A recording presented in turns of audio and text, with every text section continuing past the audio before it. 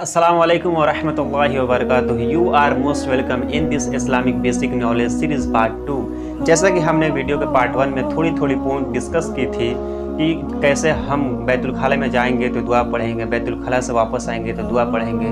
सो ये हमारा पार्ट 2 होने वाला है। इसमें भी हम अमेजिंग पॉइंट्स को डिस्कस करेंगे जिससे हमारी ज़िंदगी में धीरे धीरे दीन आना शुरू हो जाएगा। So without getting let let's start this video. आगे बात करते हैं कि नाक साफ़ करने के लिए या बलगम थूकने के लिए अगर हमको ज़रूरत हो तो लोगों के नज़र से बचकर हम ये काम काफ़ी एहतियात के साथ करना है। और आगे आता है बार बार नाक में उंगली डालने और उसकी गंदगी को निकालने से सख्ती के तौर पे हमें परहेज करना चाहिए।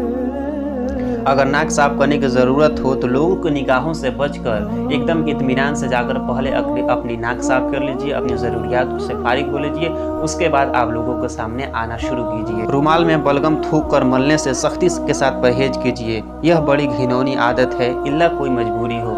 ऐसा होता है कभी कभार हमारे साथ कि बलगम वगैरह को हम थूक कर यूँ मल ऐसे रबिश करके और पॉकेट में ही रख लेते हैं। सो ये चीज़ें बिल्कुल भी नहीं करनी है, बिकॉज ये बहुत ही घिनौनी आदत है। आप खुद सोचें, अगर आपके सामने अगर कोई दूसरा ऐसा करता है तो क्या आपको अच्छा लगेगा? जब आपको अच्छा नहीं लगता है दूसरों के लिए तो कोई आपके बारे में अच्छा सोचेगा? या आप ऐसा कैसे सोच सकते हैं? मुंह में पान भरकर इस तरह बातें न कीजिए कि मुखातिब पर छींटे उड़े, इससे उसको तकलीफ होती है। इसी तरह अगर आप गुटखा पान ये खाने के भी आदी हैं तो आपको चाहिए कि आप अपने मुंह को काफ़ी अच्छा रखें। पहले तो ये कि हम ये चीज़ करनी ही नहीं चाहिए। एंड वी आर यूथ, हम लोग एक नौजवान है और एक नौजवान के ऊपर आई डोंट थिंक ये शोभा देता है, बिकॉज हम नौजवान हैं तो फिर हम तंबाकू सिगरेट ये सारी चीज़ें करेंगे तो फिर हमारी जवानी की वो ताकत नहीं बाकी रह पाएगी जो सहाबा के अंदर थी। लेकिन फिर भी अगर किसी को आदत है, अगर वो एडिक्ट हैं तो अपने मुंह को काफ़ी अच्छे से साफ रखें। और मुंह में पान लेकर अगर किसी से आप बात कर रहे हैं तो आप जिससे बात कर रहे हैं उससे एक मिनिमम डिस्टेंस बना कर रहिए, क्योंकि कभी कभी ऐसा होता है कि कोई हमारे मुंह पे चढ़ के बात करना शुरू कर देता है। तो हमको बिल्कुल भी ऐसा नहीं करना है। आप सोचिएगा अगर आपके ऊपर ऐसा कोई आदमी अगर बात करता है तो आपको खुद अच्छा नहीं लगेगा, तो आप अगर किसी के ऊपर चढ़ के बात करते हैं तो उसको कैसा अच्छा लगने वाला है।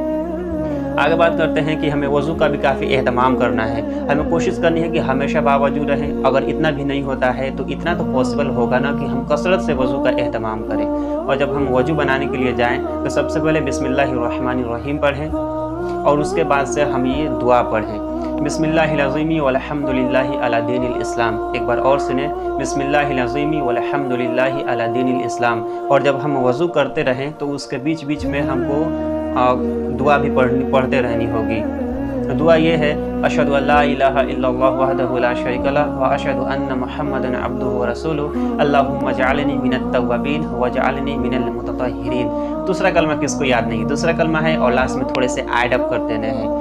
फिर से एक बार रिपीट करें, अशहदु अल्ला इलाहा इल्लल्लाह वहदहु ला शरीका लह व अशहदु अन्न मुहम्मदन अब्दुहु व रसूलुहु अल्लाहुम्मा जअलनी मिनत तव्वाबीन व जअलनी मिनल मुततहिरीन।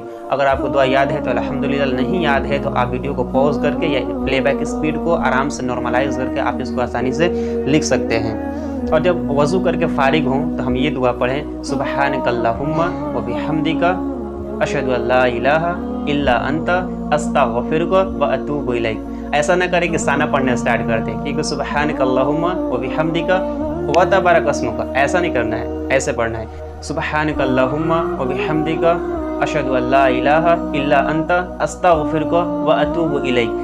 उसके बाद आता है कि पाबंदी के साथ मिसवाक कीजिए।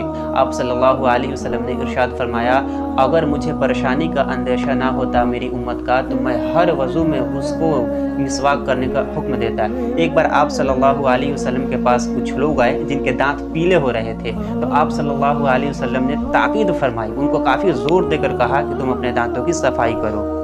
उसके बाद बात करते हैं कि हफ्ते में कम से कम एक दिन तो ज़रूर से नहाएं।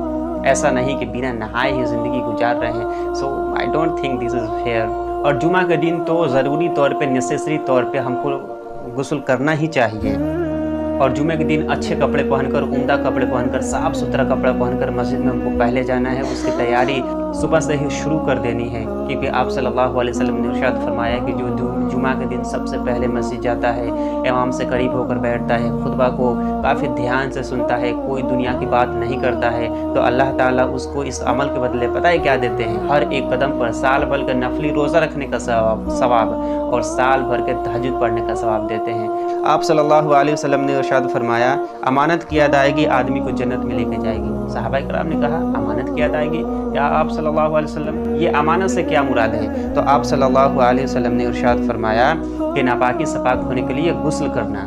इससे बढ़कर अल्लाह ताला ने कोई भी अमानत मुकर्रर नहीं की है, इल्ला कि जब हमको नहाने की ज़रूरत हो हम फ़ौरन से नहा लें। हम थोड़ा इमेजिन करें, अगर सर्दी के मौसम में हमें नहाने की हाजत हो जाए तो मन तो नहीं चाह रहा है, फिर भी हम गुस्ल खाने में जाकर नहा रहे हैं, तो ये चीज़ क्या इंडिकेट करता है? आप उस अंधेरी रात में ना किसी को दिखा रहे हैं, ना आपके सामने कोई है, आप नहा रहे हैं, यानी कि आप और आपके अल्लाह, आप ही बस दो आदमी हैं, जानते हैं कि हमको नहाने की ज़रूरत है, और आप जो वो नहाते हैं वो अल्लाह की मोहब्बत में नहाते हैं। तो अल्लाह अब जो हम अल्लाह से मोहब्बत करेगा, जो अल्लाह से मोहब्बत करेगा वो अल्लाह ताला उसको कैसे फरामोश कर सकते हैं? नापाकी की हालत में मस्जिद में ना ही दाखिल होना है और ना ही मस्जिद से होकर गुजरना है। अगर बहुत ज़्यादा सख्त मजबूरी है तो तयम्मुम करके ये गुंजाइश हो सकती है।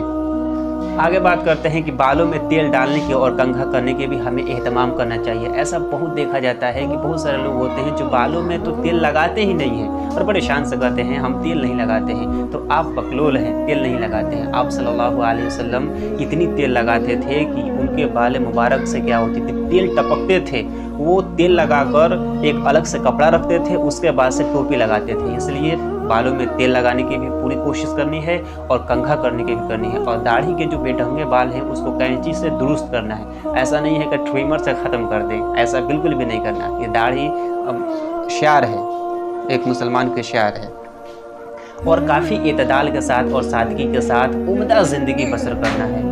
अच्छे लिबास पहनना है, हमेशा चमकते दमकते रहना है, क्योंकि मौलाना अशरफ अली थानवी रहमतुल्लाह अलैह, आप जानते हैं कितने बड़े राइटर थे, कितने बड़े ऑथर थे, जिन्होंने अपनी ज़िंदगी में बहुत सारी किताबें लिखी। बहस्ते जेवर जो जुमा के खुतबा हम लोग पढ़ते हैं वो उन्हीं की वो एडिशन है। तो उन्होंने फरमाया कि एक तालिब इल्म को, एक स्टूडेंट को हमेशा उम्दा लिबास पहनना चाहिए, उम्दा खाना खाना चाहिए, उम्दा कपड़े पहनना चाहिए, उम्दा खुशबू लगानी चाहिए। क्यों? बिकॉज इसका इफ़ेक्ट हमारी ज़िंदगी पे पड़ता है। आप सोचिए ज़रा, थोड़ा सा इमेजिन कर। वीडियो लंबी होगी लेकिन बात थोड़ी सी हो जाएगी तो इंशाल्लाह बेहतर रहेगी। अगर आप अभी हाफ बनियान पे या टी शर्ट पे पढ़ने के लिए बैठते हैं, उस समय का आप अपना कैफियत देखिए, और वही आपको बढ़िया से सजा धजा कर, मान लेते हैं कोट पैंट या कुर्ता पजामा जो भी हो, एकदम बढ़िया से पढ़े। उसके बाद आप मिलिएगा कि आप में एक चेंजिंग आ जाएगी। तो सबसे पहले ज़रूरी है माइंड को चेंज करें, इंशाल्लाह ज़िंदगी ज़रूर चेंज होगी। उसके बाद है कि छींकते वक्त हमेशा मुंह पे रुमाल रख लेना है, जिससे लोगों के पास छींटा ना पड़े, जिससे वो तकलीफ़ महसूस ना करें। ओके, छींकने के बाद कहें अल्हम्दुलिल्लाह, अल्लाह का शुक्र है। जो भाई सुन रहे हैं वो कहें यरहमुकल्लाह, अल्लाह आप पर रहम करे। और फिर वो कहे यहदीकल्लाह, अल्लाह आपको हिदायत बख्शे। और लास्ट पॉइंट के बारे में बात करते हैं कि खुशबू का कसरत से एहतमाम कीजिए। आप सल्लल्लाहु अलैहि वसल्लम जब भी ज़रूरियात से फारिग होते थे तो खुशबू का ज़रूर से एहतमाम करते थे। हम फॉग सॉग ये परफ्यूम्स वगैरह लगाते हैं, आप सोचिए कि ये इंस्टेंट प्लेजर है, ये जितनी खुशबूदार होती है बाद में उतनी ही बदबू देती है। लेकिन हम खुशबू का एहतमाम करें, इंशाल्लाह कस्तूरी है, ऊद है, मुश्क है, इन सारी चीज़ों का इस्तेमाल करेंगे तो इंशाल्लाह ज़िंदगी बेहतर हो जाएगी। सो उम्मीद करता हूँ कि आपको ये चीज़ें बहुत ही अच्छी लगी होंगी। इंशाल्लाह आगे भी बहुत सारी ऐसी बातें हैं जिसको हम डिस्कस करेंगे। अगर कहने सुनने में कोई गलती हुई हो तो प्लीज़ कमेंट करके ज़रूर बताएं, मैं अपनी इस्लाह करने की पूरी कोशिश करूँगा। तब तक अल्लाह ताला से दुआ है कि अल्लाह ताला इन तमाम बातों पर अमल करने की तौफीक अता फरमाए, और माँ बाप की नाफरमानी तो बिल्कुल भी नहीं करनी है। अस्सलामु अलैकुम व रहमतुल्लाहि व बरकातुहू।